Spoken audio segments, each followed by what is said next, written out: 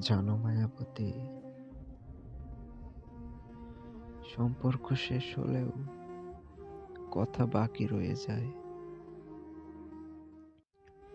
অধিকার হারিয়ে গেলেও চাওয়া পাওয়া থেকে যায় অনন্তকালের জন্য। যোগাযোগের রাস্তা শেষ হলেও মায়া থেকে যায় আজন্মকাল। কি অদ্ভুত, তাই না?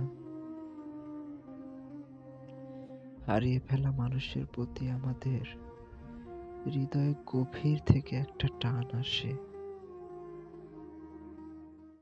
হারিয়ে ফেলবো বলেই হয়তো বিধাতা এক অদৃশ্য মায়ায় আমাদের জড়িয়ে রাখেন। তারা চলে গেলেও এই মায়ার চাদরে থেকে যায় তারা আমাদের ইচ্ছার বিরুদ্ধে। আমরা যারা নির্মমভাবে ঠকেছি, আমরা সবাই চাই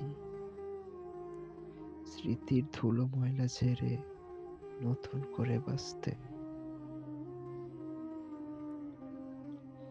একজন বলহীন শয্যাশায়ী ব্যক্তি যেমন উঠে দাঁড়ানোর আফসোস করে,